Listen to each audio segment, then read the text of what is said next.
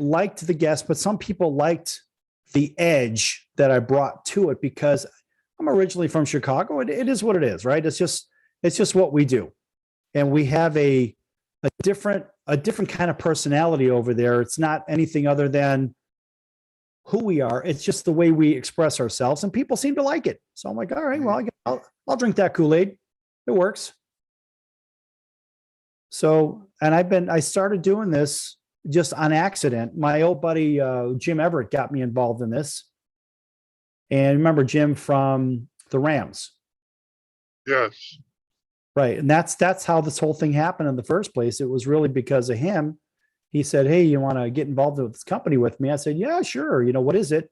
So he told me it was a sports software thing. And, I want you to talk to some people that run a radio show. And the radio show was on ESPN. And so he had me talking to some guys on air that had a really nice following. And they did the post-game show for the Angels and post-game show for the Ducks. And before you know it, I'm on there for, about a year and a half. I finally said, maybe I think I could do this on my own. Maybe I can make a buck with it. And so the guys that I was working with, they said, well, you're not going to make any money with us. I was like, all right, thanks, guys. They said, well, you can go out and start your own program. So call after call, before you know it, I find myself on the local Fox affiliate here in Las Vegas. And the rest is, I had 6 months of rough time, but after that, boom, it just kind of clicked. I started adding affiliates. They told me at one point that I wasn't going to be any good, and you're going to stay on Saturday morning at 6 a.m. And I said, I don't think so. So after I fulfilled that 6-month obligation, SB Nation brought me on at 5 p.m. Monday through Friday. And after 1 month, they asked me to go out to the National at 5 p.m. But apparently I wasn't any good. I don't know, whatever. I just kept drinking the Kool-Aid, I suppose. Okay, let's go ahead and get this thing started. I think I've got everything I need here. All right, so bear with me. Let me make sure my show soundboard is here. That's one thing I've got to do. All right, I'm just about done, but I produce my own shows, which is kind of a good thing. All right, and let's grab the soundboard. Here's the soundboard. These are my sound elements. So I produce shows for other people, and for other shows, I do their distribution as well. So I figured that end of the game out. And a lot of people, Greg, what I found out is they could do, everyone does a podcast, right? So it's like, okay, great. You're a star now. I'm putting 2-time NBA champion on here. Everyone's a star, but the problem is they don't know how to distribute their programming. And that is a problem. That's the central problem that I see that a lot of people have. So I've kind of figured out that piece of the puzzle. Companies for 30 years. And I figured out I don't want to put a new wheel on. I'm not trying to reinvent it, but I'm going to put a better tire on it. So now it rolls a lot better. And that's it. Yeah. All right. I got during the pandemic, I did probably a podcast every month or two. Right. There are a lot of people out there doing them. I don't know how they get them out or distribute them. So anyway. Well, this is a real FCC regulated show. So it's a little different than the ones that are sitting out there. Oh, really? Okay. Yeah, because we're on regular TV and regular radio along with these streaming platforms. And all I'm doing right now is I'm just sharing it to one group that I have. And that's it. That's all I need to do. Because if you look at these in the grand scheme of things, you say, well, what are we trying to accomplish here? Right. And really all we're doing, we're taking the content and we're trying to show people that, look, this is a really, really good thing. And we're giving the public something that they want, but we're giving it to them in a way that they can handle. How the heck are you going to find the 2 million podcasts that are sitting out there in the first place? That's the bigger problem. Right. I'm on the finishing stages here. 2-time. There we go. All right, almost done. Promise. champion. Great. All right. Okay, I'm done with all this stuff. And here we go. Let's post it. Let's go back to the feed. We'll watch the feed. All right, I've got 3 cameras going here at one time. All right, 1, 2, 3 cameras. All right, they're set. And then all I've got to do is rotate this one, and I am ready to go, young man. Thanks so much for your patience. All right, looks like I've got the feed here. Sorry about the delay in setting up. It just, when the computer crashed on me, it really put things into a sort of a conundrum. Okay. All right, here we go. All right, I've got them all here, and we'll go wherever this thing allows us to go, and I'm going to start recording right now. Here we go.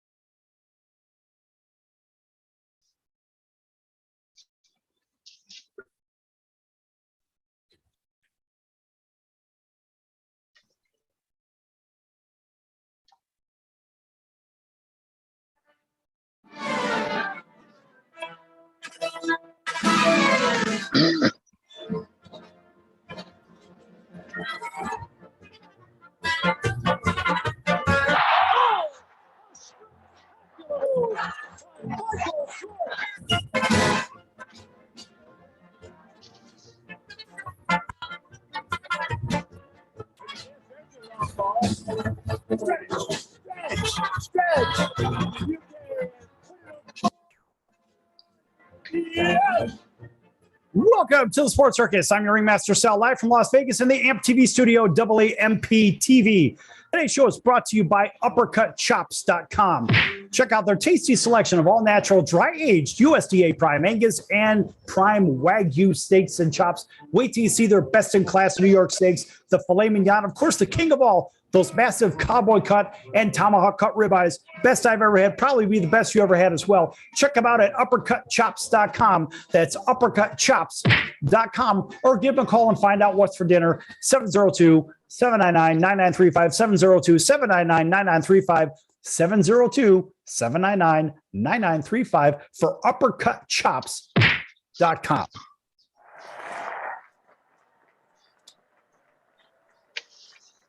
All right, a big round of applause and welcome into everybody listening in on our CBS, NBC, and Fox Sports affiliates from coast to coast. All of our independents, everybody also watching on Cox, Comcast, Spectrum, Frontier, Time Warner, Wild Cable Television. Thanks for joining us, as well as everybody on Hotel TV in over 600,000 rooms from coast to coast, gaining over 4 million impressions per hour. We're here with a very special guest right from the top of the show. Let's let him introduce himself.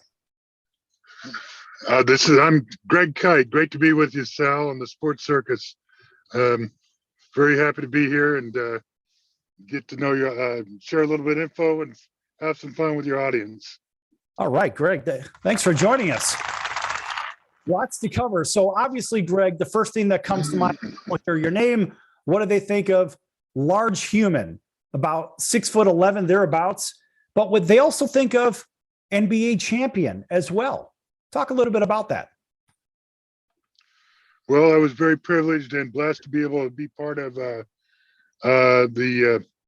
Boston Celtics. I was drafted by them in 1983 and played for them for the first 4.5 years of my NBA career and went to 4 NBA finals, and we won 2 of those 4 finals. So that was a great, memorable time. It was the peak of the Bird Magic era in the NBA. It was something that really helped to change the NBA. So it was really great memories and a treasured period to be a part of. You know, Greg, those are, for a lot of people that watch basketball, even today, they say that was the golden era of basketball. That, when you sprinkle in, of course, Michael Jordan coming in 1984, but that was the time where the league was really, from a average player standpoint, the average player ability, not saying that it's any worse or any better or whatever, it seems to be that was the highest point as far as the audience interest. the NBA has kind of fallen a little bit in popularity for a myriad of reasons. But you know what, Greg? Back then, when you were playing, defense was played. There was hand checking. There was all kinds of things going on. What do you see as the biggest difference in today's game versus when you played? Yeah, they changed the rules, in the early 2000s, to not allow defense to be quite as physical as it was. Some of that was just because, the old saying, defense wins games, offense sells tickets, the chicks dig the long ball, etc. Scoring went down. It's interesting. So in the 80s,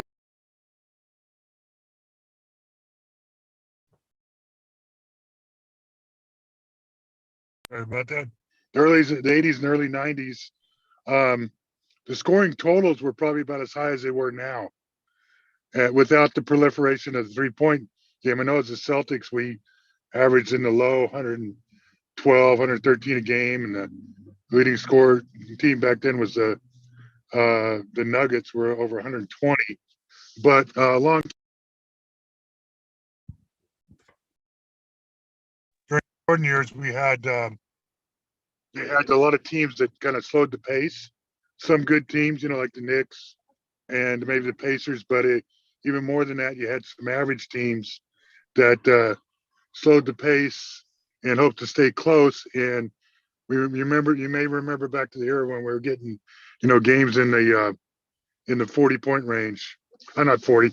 I'm sorry, the 80, 90-point range. So the league wasn't real excited about that, and fan interest is down a little bit. So they changed the rules to make it a little bit different on defense. And then what's happened since then, then Mike D'Antoni came along with the Phoenix Suns and the European spread the floor, spread offense, and then analytics-driven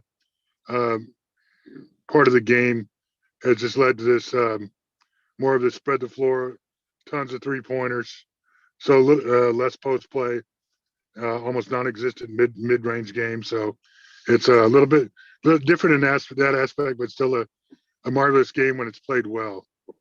It seems like that mid-range game is almost like a lost art in today's time. Either you're gonna shoot a three or you're gonna slam dunk the ball. But shooting those maybe 10, 12 footers, I mean, there's an art to that. Look, I don't do what you do.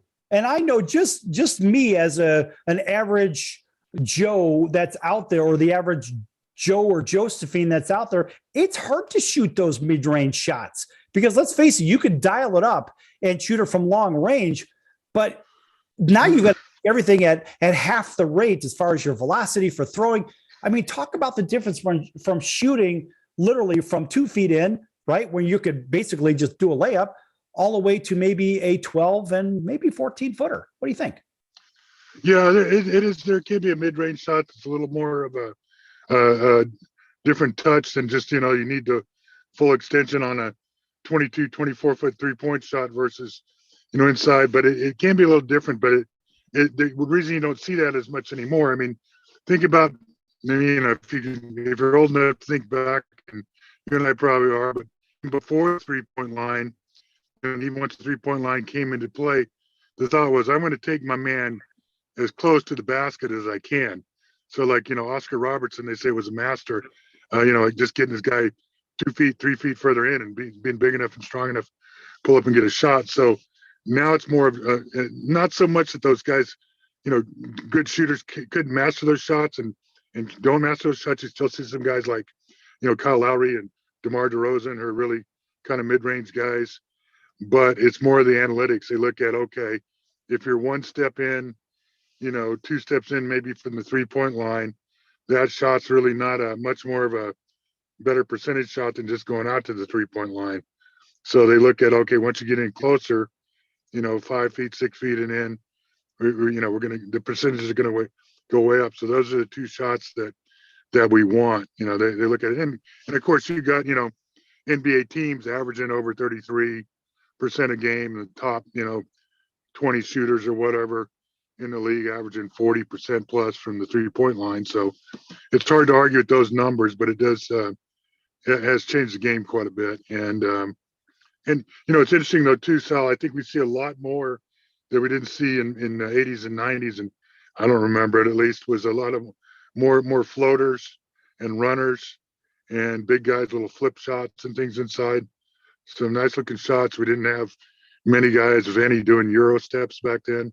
So just some trends happen and things happen and people copycat, and that's what happens throughout the history of the. Well, I think with the Euro step, it's funny you say that, because as I see it, let's face it, it looks like traveling to me. I don't know. Maybe when you were playing, Greg, it could have been called traveling. It likely would have been called traveling. But now it's like, hey, how you doing in there? Maybe it would be, I don't know, let's take an extra couple of steps and let's just see what we can get away with. Are you seeing a lot more latitude with that? I mean, because it sure seems to me like that would have been called traveling when you were playing. It might have been because they weren't used to it. But when you look at it, when it's done right, it's not. And it's not that guys sometimes don't travel when they do it, but instead of taking a forward step and then going off that lane, like you approach for a layup, you take a forward step with your left foot, you jump off your left foot, and your right knee kind of comes up in the air with your right arm. They're taking a side step. They're taking a side step with that pivot foot and then kind of changing back to the other side direction. So instead of more of a straight line, it's more of a zigzag. And so when it's done right, no, it's not a travel, but it's the kind of thing. There was an old move. Nobody's probably ever heard of it, but our coach, my college coach, Frank Arnold, called it the Oregon Pro.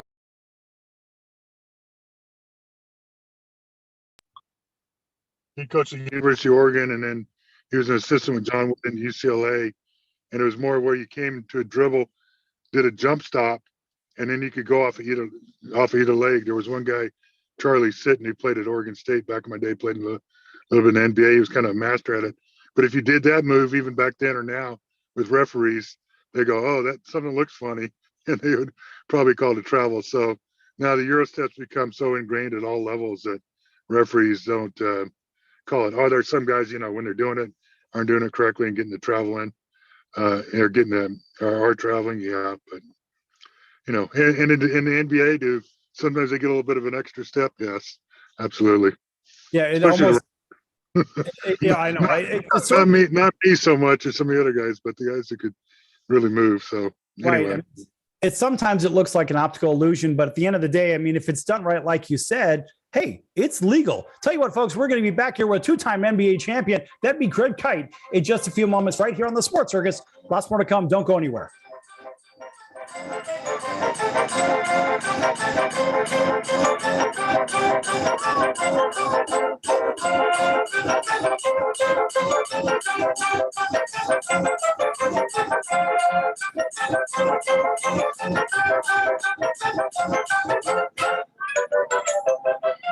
Attention business owners, you and your customers are listening to this right now. Face it, every business needs customers, even yours. The Sports Circus is a primetime nationally syndicated program that's carried on ABC, NBC, CNBC, and Westwood One News affiliates, plus CBS, Fox, and NBC sports affiliates across North America, with coverage from Hawaii to New York.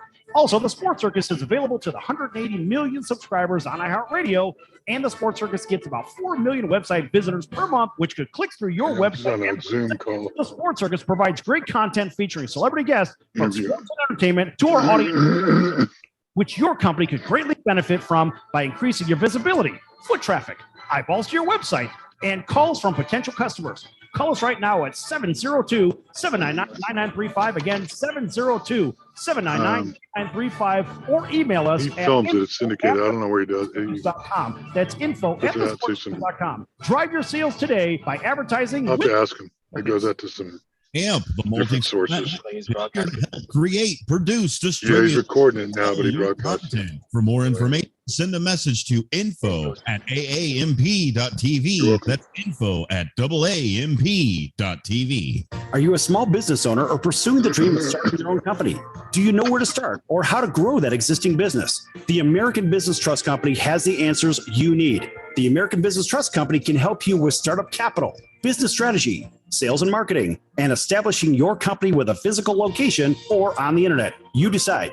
You bring the idea, the American Business Trust Company can help with the rest. For a free evaluation, you may visit them online at abtrustco.com. That's abtrustco.com, or call them at 657-600-1876. That's the American Business Trust Company, 657-600-1876. Call them today. They can help your business right away. That's the sound of sizzling, dry-aged USDA Prime Wagyu and Angus steaks from UppercutChops.com. Their best-in-class filet mignons, New York steaks, and the king of all steaks, the tomahawk and cowboy cut ribeyes are the best in the business. Even their Prime Wagyu burgers will likely be the best you've ever had. Browse the full selection of steaks and chops at UppercutChops.com from the comfort of your home or on your mobile device. UppercutChops.com delivers all-natural, dry-aged USDA Prime Wagyu and Angus steaks and chops directly to your door, without the and fight crowds to pick from a small selection of average at best meats with injected steroids, fillers, and coloring added to look good. Find out what's for dinner at UppercutChops.com. Call 702-799-9935. That's 702-799-9935. 702-799-9935. Or make your selection directly at UppercutChops.com. You're listening to the Sports Circus, and I'm Mike Dolan.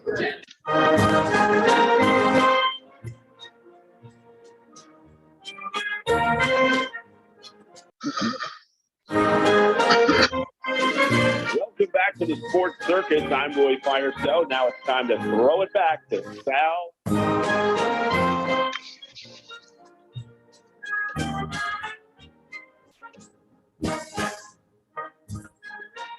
Welcome back to the Sports Circus. I'm your ringmaster, Sal, live from Las Vegas in the AMP TV studio, AAMP TV. This segment brought to you in part by our friends over at the American Business Trust Company.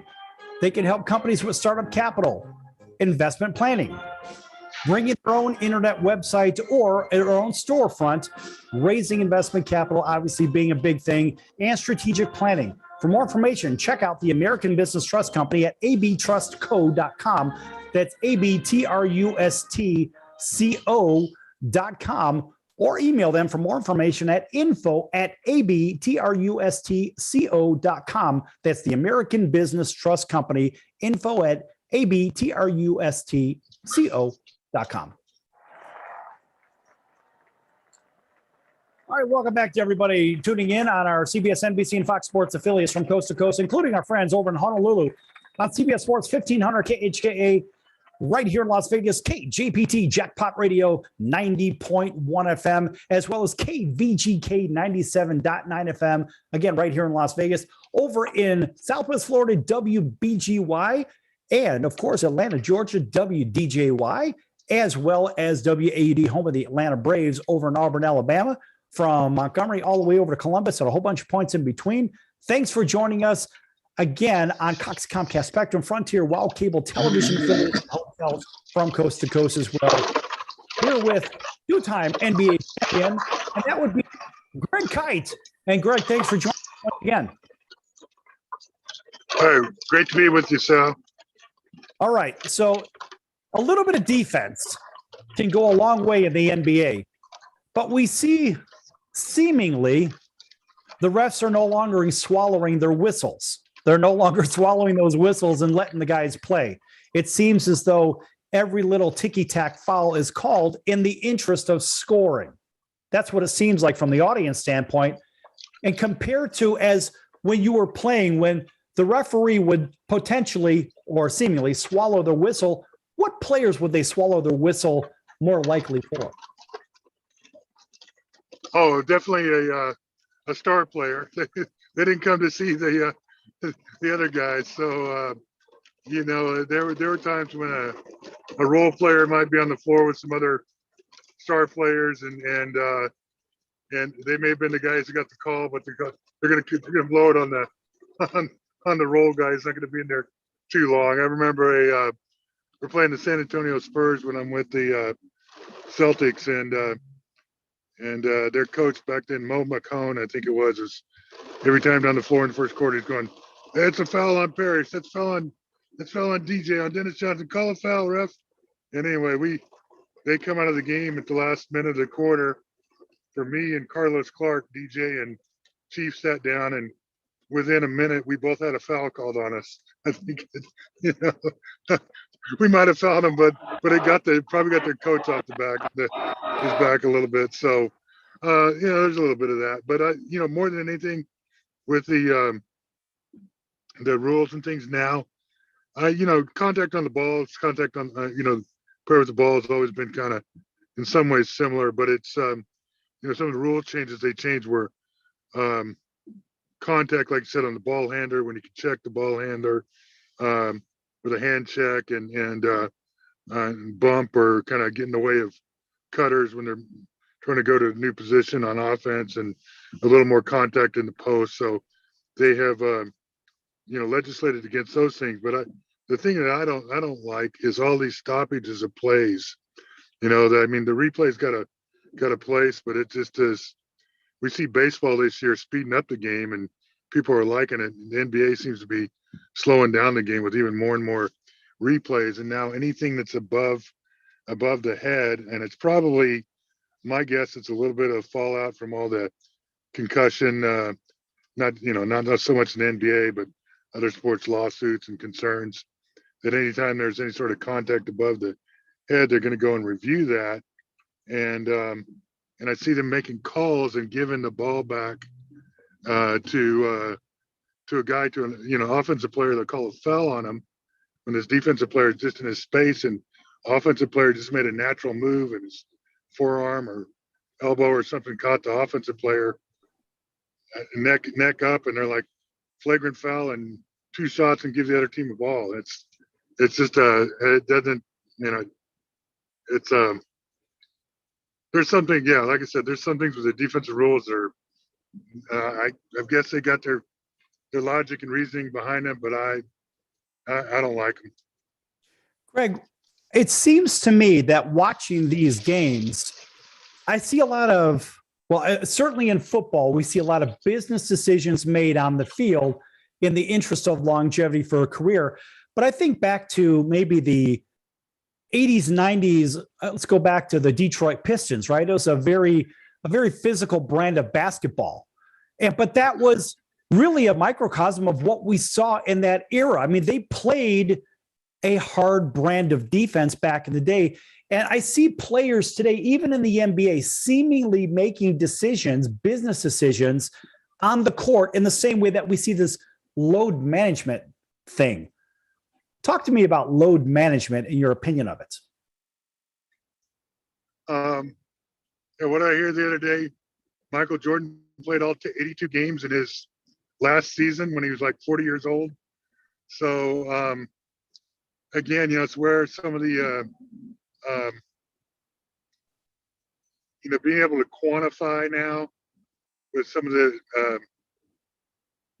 tools and measurement instruments that they have to quantify muscle stress and strain and overuse. And I guess that's where they're calculating these load management things. But it's really, and everybody understands, a guy coming back from an injury, he's not totally in shape, and maybe playing him too much is going to, worsen things, and you graduate him into it. But how they come up with these exact numbers, I'm not familiar with the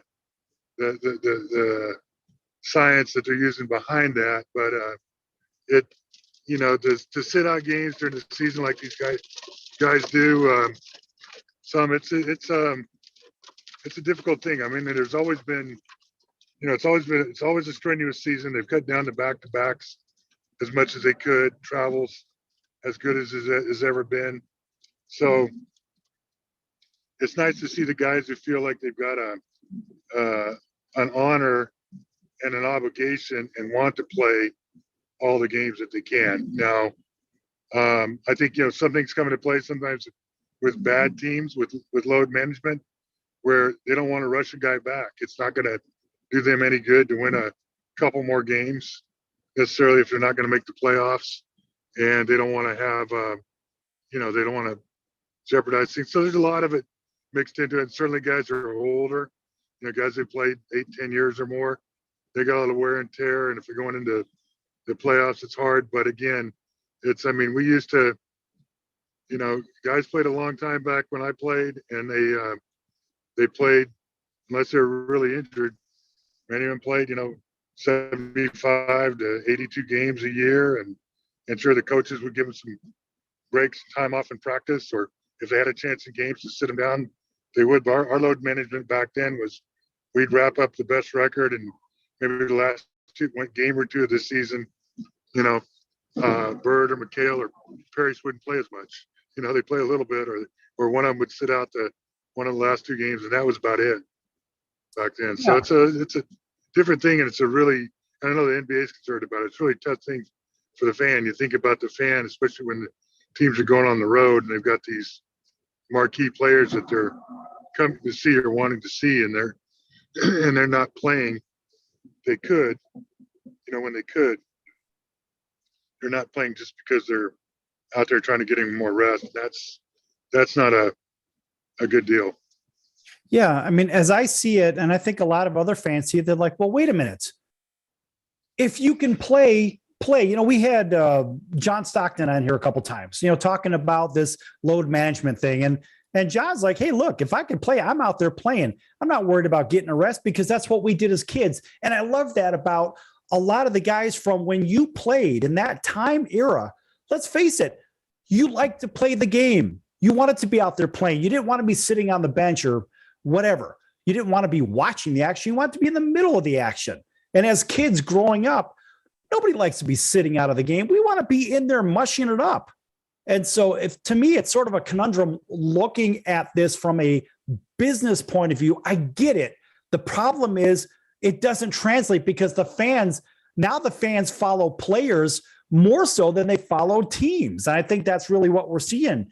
And that's been a trend maybe for the last 10, 15 years or whatnot.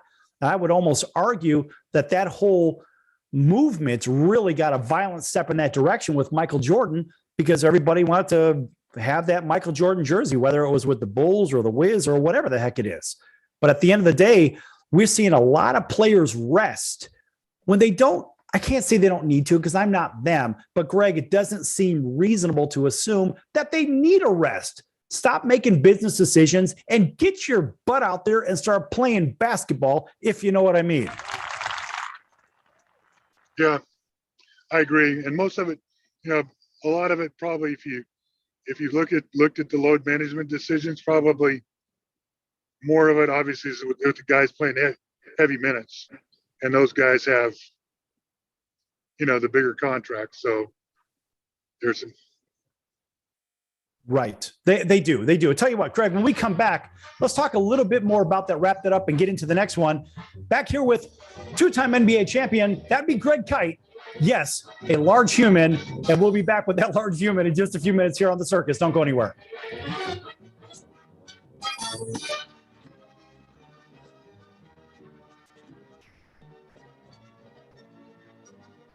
Attention business owners, you and your customers are listening to this. Okay, Greg, we've got 3 minutes. I figured I'd put that on mute because they've already heard those commercials. And hopefully it's going okay for you. Yeah, it's fine. Can you hear me okay? I'm sorry about the background. We had a little rain there for a minute or two. Safety first. Don't worry about that. That's not an issue whatsoever. I saw in your windows that it was raining.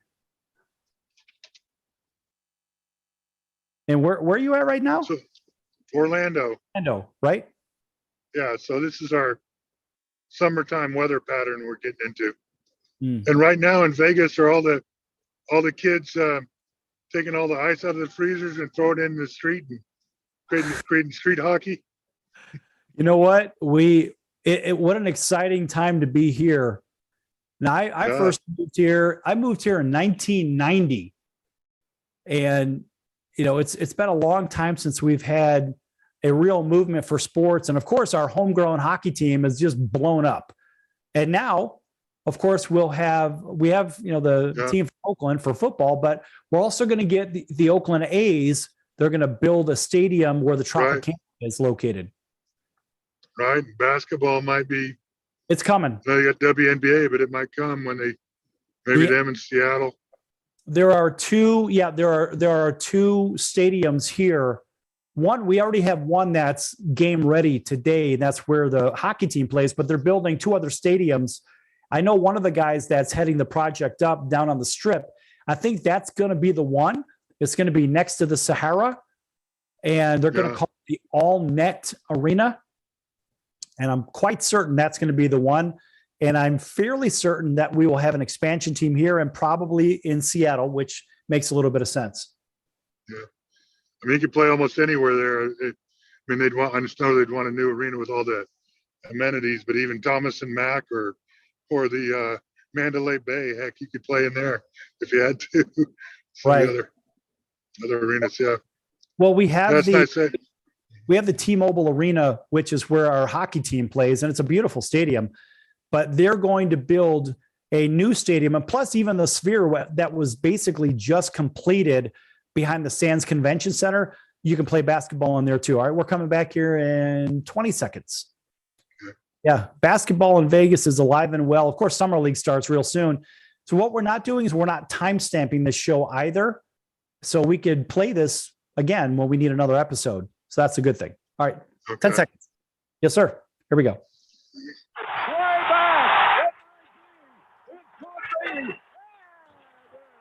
Hey, everybody. This is Barry Katz from the Industry Standard Podcast, and you're listening to the Sports Circus with Sal Tuzzolino.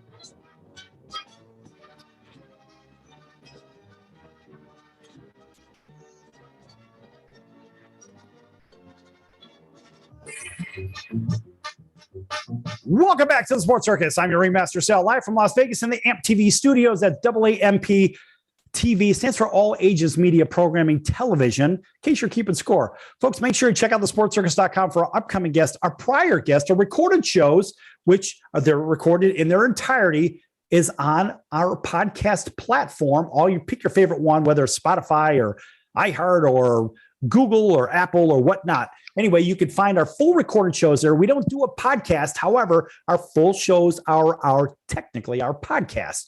Nonetheless, this is a regular FCC regulated show. We have to watch our language and everything else. So we've got to make sure we do the right thing here. Otherwise, it could get very expensive.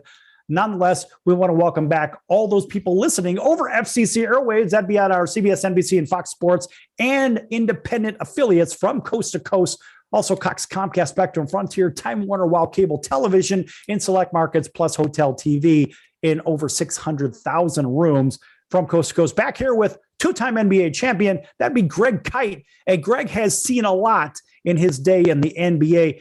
What's the most ridiculous thing, Greg, that you've ever seen on the basketball court? You still can't explain how the heck it happened. Oh boy, I gotta think about that one.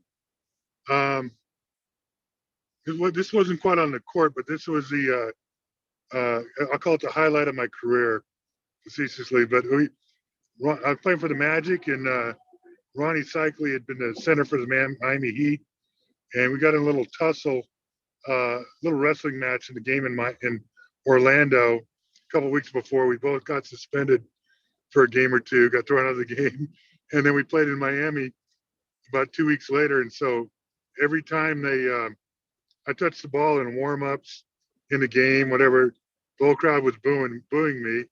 And then about between one of the quarters, up in the concourse of the second level of the stadium, Bernie, the Heat's mascot, is up there with a dummy with my Magic jersey on it and a big rope around the neck, and he's swinging it in a big swing around him with "Let's Go Fly a Kite" blaring over the loudspeakers. And we were just cracking up, and we thought it was funny. But actually, it was crazy. About 5 years ago, I was down at a charity event in South Florida and ran into, I had no idea who he was, but it was the guy who played Bernie. And he said, "Hey, I've got all my performances on the DVDs. Do you want a copy of that?" So I have a copy of that now, but wasn't quite on the court. But Scott Skiles, who was our point guard, had the best line all after the game. The reporters were in the locker room. They asked me, said, "Greg, what did you think about getting booed all the time?" And Skiles said, "Oh, that's nothing. He gets booed worse at home."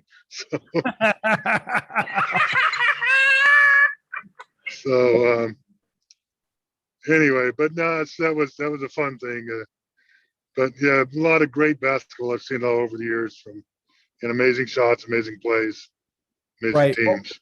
Well, when you think about your matching up, right, there's always somebody you're like, oh no, I got to face them. And I know from the baseball world, there were certain guys that would come up to the plate. I'm like, oh man, this guy again?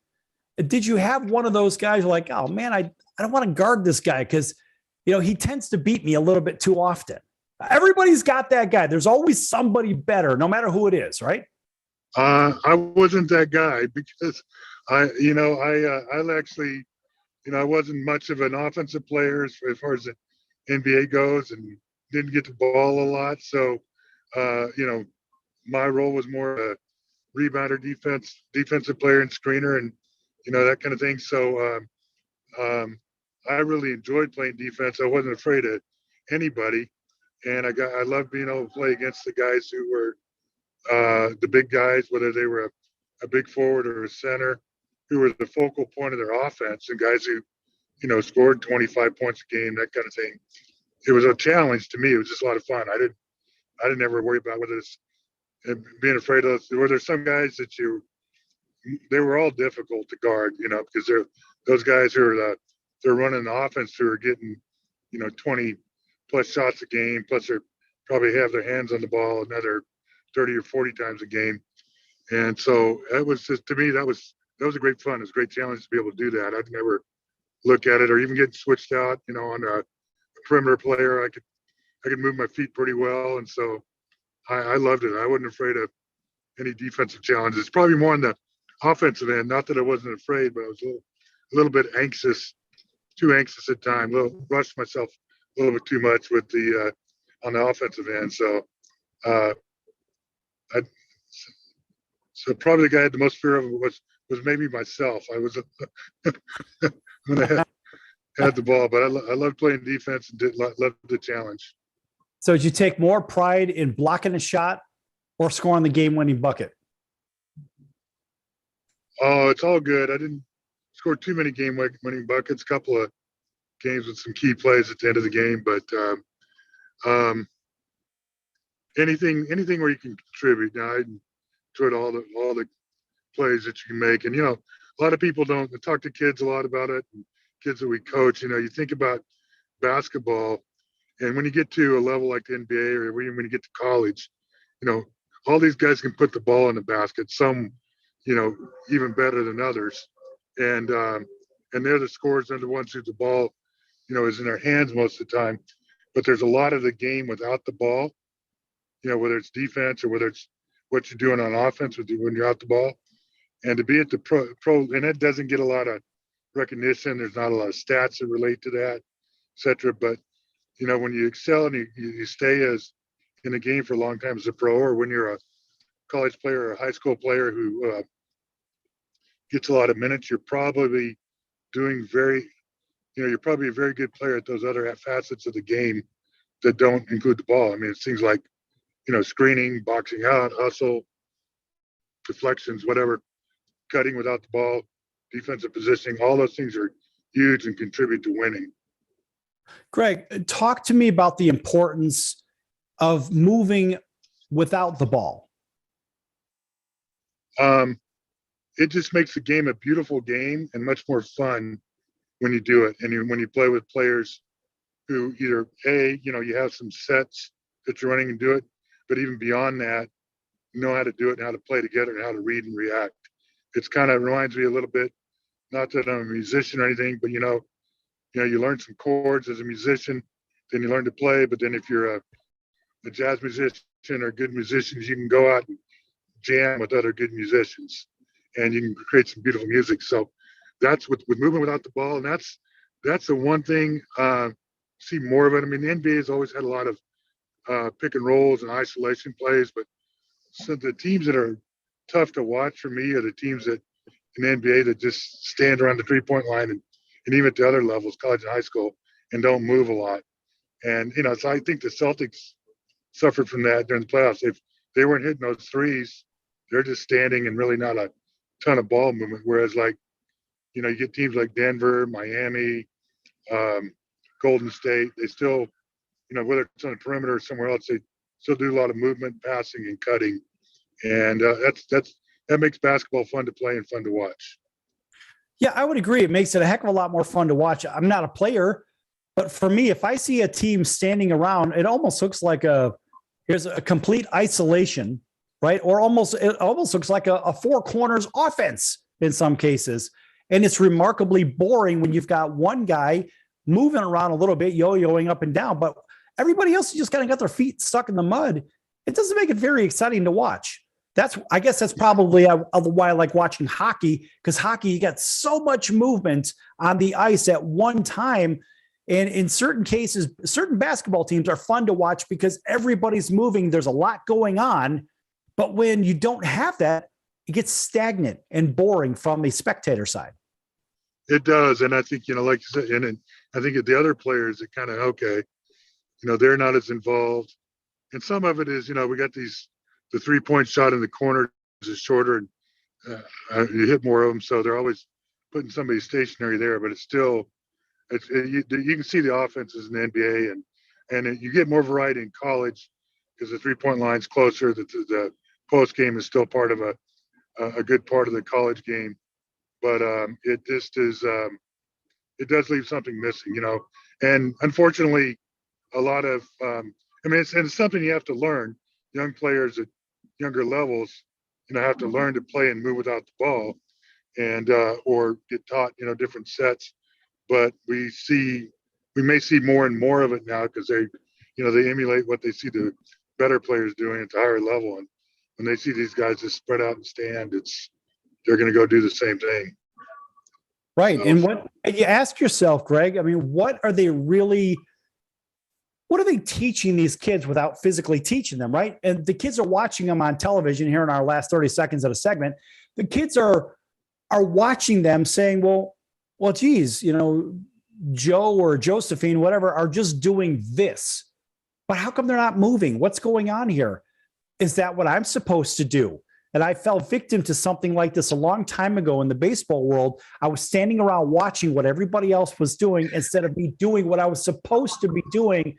And it cost me an extra 2 years from the career-wise because I was busy being a spectator instead of doing what I was supposed to be doing of what I knew. So the lesson learned, folks, is do what you're supposed to do and stop watching everything and go out and be the better athlete, and better things will happen. Back here with Greg Kite, 2-time NBA champion, in just a few moments, folks. Don't go anywhere. Lots more to come here on the Sports Circus.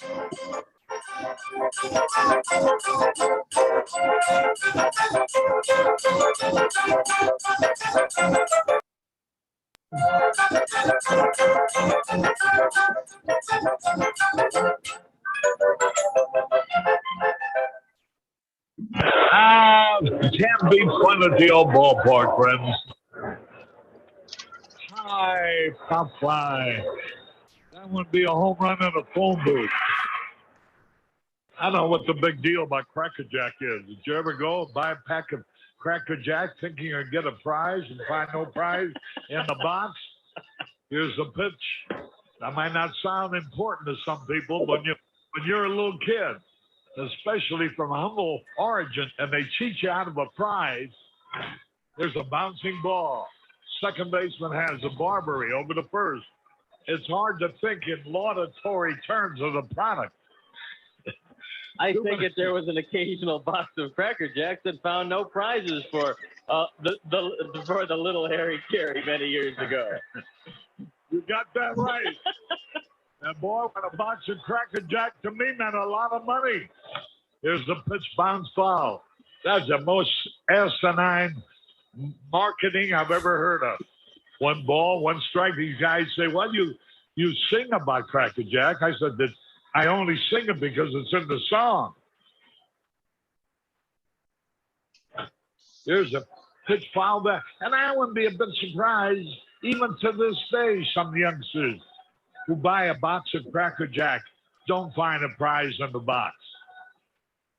1 ball, 2 strikes, 2 out.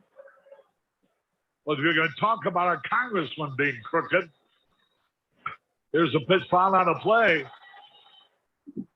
Why not talk about commercial products who don't do what they represent to do? There's a smash to Squires. He's got it. 1, 2, 3, nothing across. We're going to the bottom of the 7th now to score. All tied up. Milwaukee 4, the White Sox 4. Hey! Everybody! All right, Nancy, let me hear you.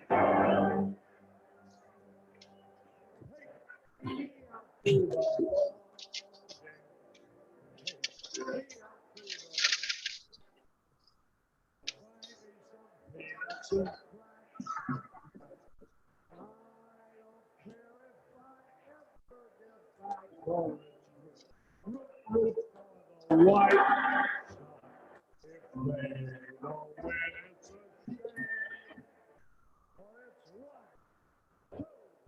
Three strikes, you're wrong. There's a drive. Way back. It could be.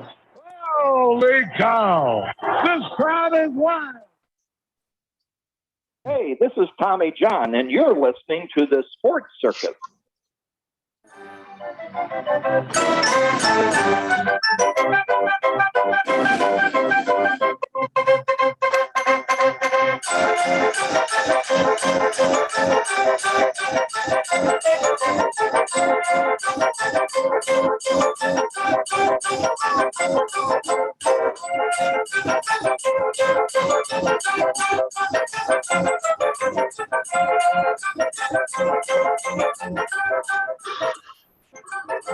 Welcome back to the Sports Circus. I'm your ringmaster Sal, live from Las Vegas in the AMP TV studio, AAMP TV. This segment brought to you in part by the Sports Circus. Make sure to check out thesportcircus.com for upcoming guests, our prior guests, or recorded shows, which are a podcast, of course. Also, make sure you check out the partners page. One of those partners that's been with us since the very beginning is the College of Southern Nevada Athletics. Check them out at csncoyotes.com. That's csncoyotes.com for the College of Southern Nevada Athletics. All right, welcome back to everybody. TV, radio, YouTube, Facebook, Instagram, we're everywhere. You can't get away from us, even the Mars rover. Here at the Sports Circus with Greg Kite, 2-time NBA champion. And of course, he has seen a lot in the basketball world. He's seen some weird things happen, also seen some great things happen. And that would be, of course, hoisting that Larry O'Brien trophy. So, Greg, talk a little bit about the idea of the road from a little kid all the way to the top of the mountain. What, if anything, would speed up the process for those kids that are dreaming about it? Is it just about eat, sleep, and think basketball? Is it about working and working and working in the basketball world? Or is it about something extra, the God-given talent, or a combination of all those? The best thing they could do is be born with some good genetics, so they got long arms and a good sized frame. Because I mean, really, NBA, that's big things that weeds people out from one level to the next. I mean, you look at size per position. We always talk about how tall somebody is, but nothing's done with the top of our head. It's how high you can reach. I didn't have very extraordinarily long reach. A guy like Kevin McHale, who's about my height, could reach 5 inches higher than I could. So obviously nothing to do about that, but it's an all-around thing. If you want to get to as far as you can go in basketball or any sport, number one, I always tell the young people, it starts off the court. Okay, you got to take care of things off the court, school, good character, etc., like that. Because when it pins down to whether you're going to high school team, college, pros, they don't want to deal with knuckleheads or guys that are going to cause problems or not, can't survive in school, and then work ethic and work habits, for stuff on the floor, working on skills, but strength and conditioning is a big thing. A lot of young players don't do a whole lot of it now until they get to the college level. Those who do have a great advantage. We tend to hear in the U.S. play, and not practice with our system or not work on. We do a lot of training. Kids do a lot of training now, but it's individual. So I think you need to really look at that. And you look at, we talked about, rest for players now. Talk about players playing. The players who played most of the season, 82 games, 78 games, those guys were in great condition. They were physically strong, took care of their bodies. So that's a big thing. That's a big base there. And then, of course, you got to work on your skills, but then you also need to be a student of the game. And like I said, learn about some of these nuances and things about how to play and how to play with others and not just play the game with the ball. Greg, how about the idea of regular practicing and the idea of when it comes to the draft, drafting the right player for the right system instead of the best athlete in air quotes, right?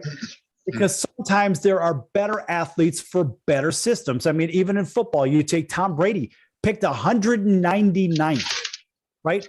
6 times teams passed on him, 6 times, right? And then eventually he ends up drafted into the right system. Talk about the right system and then practicing that system in basketball.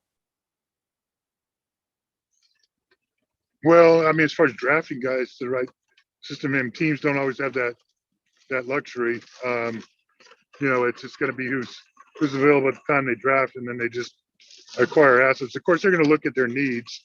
If it's somebody they think they want to keep, they're going to try to find somebody there. But again, if they've got a player who's got a good upside, and even if he's an asset to them, whether he's on their team or somebody they can package to trade off somewhere else. But I really believe.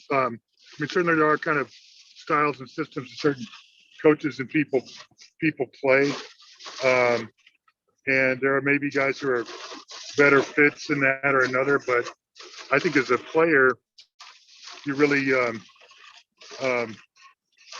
make yourself more valuable the more adaptable you are. Hey, I could play in this fast-paced, high-tempo offense, but I could also play with somebody who wants to slow it down and pack it in. So it really opens the door to a lot of things as a player if you can be versatile. But Greg, you were drafted by the Celtics and you were there for 5 years in a winning system.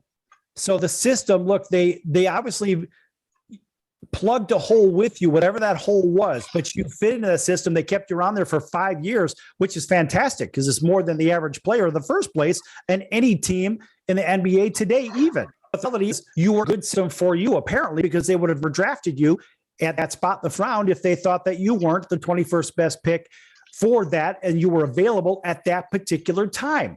So it seemed like your fit in the system was right.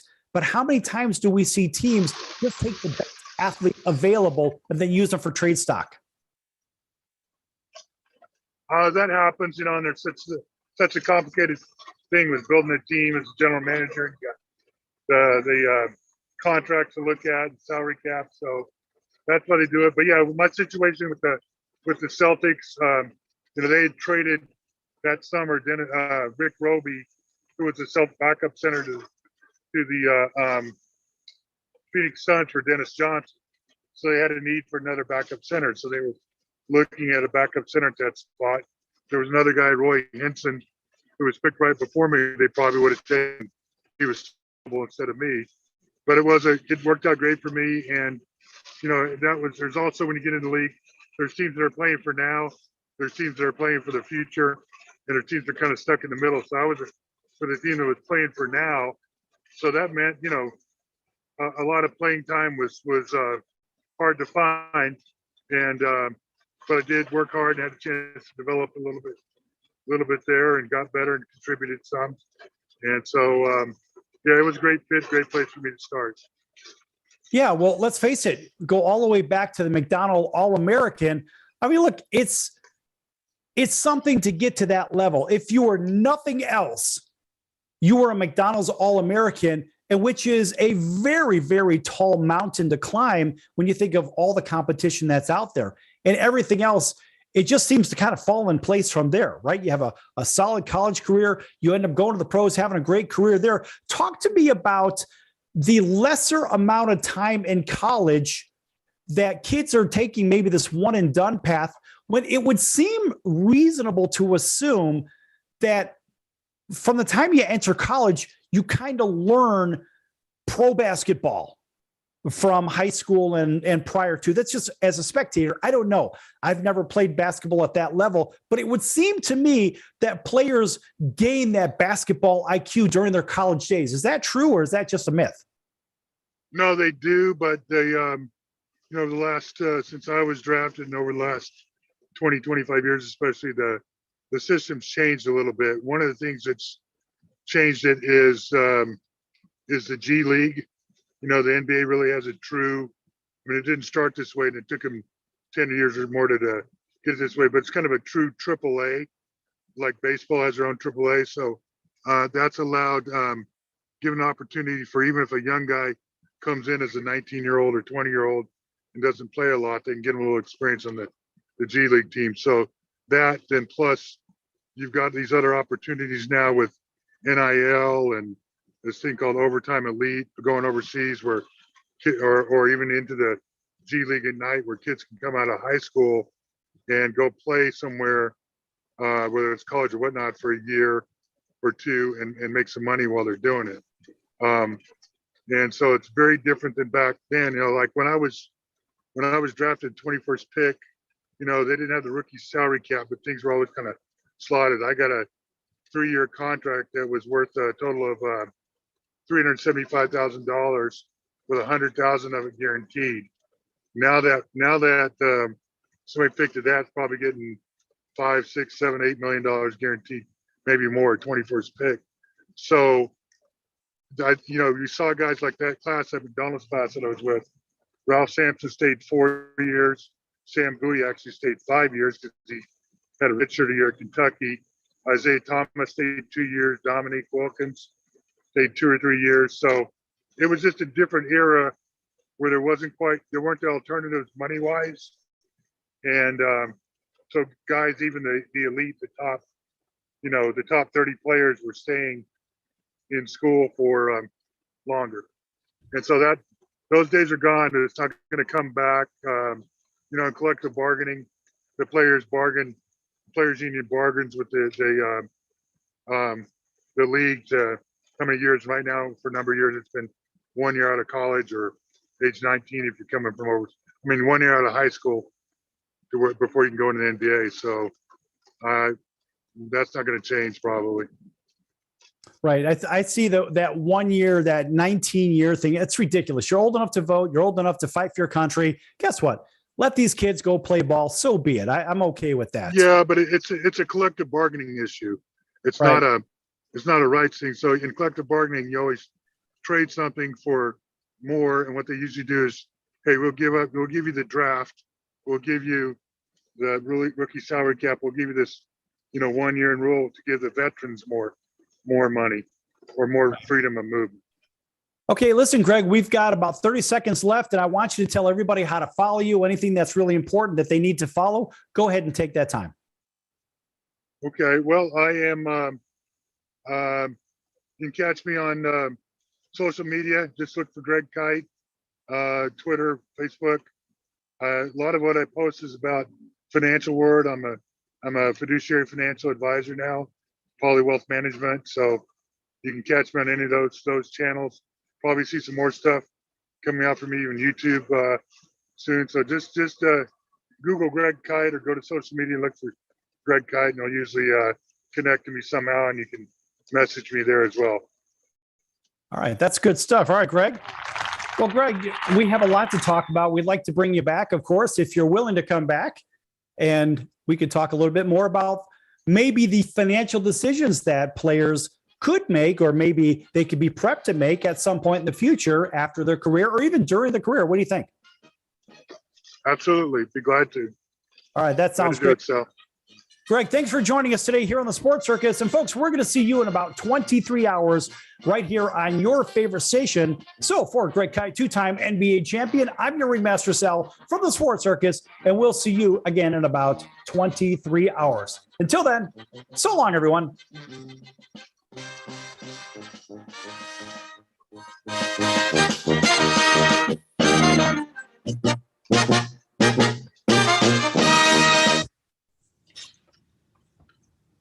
That's the sound of sizzling, dry-aged USDA Prime Wagyu and Angus steaks from UpperCutChops.com. Their best-in-class filet mignons, New York steaks, and the king of all steaks, the tomahawk and cowboy cut ribeyes are the best in the business. Even their Prime Wagyu burgers will likely be the best you've ever had. Browse the full selection of steaks and chops at UpperCutChops.com from the comfort of your home or on your mobile device. UpperCutChops.com delivers all-natural, dry-aged USDA Prime Wagyu and Angus steaks and chops directly to your door, without the hassle of going to the grocery store and fight crowds to pick from a small selection of average and best meats with injected steroids, fillers, and coloring added to look good. Find out what's for dinner at UpperCutChops.com or call 702-799-9935. That's 702-799-9935. 702-799-9935. Or make your selection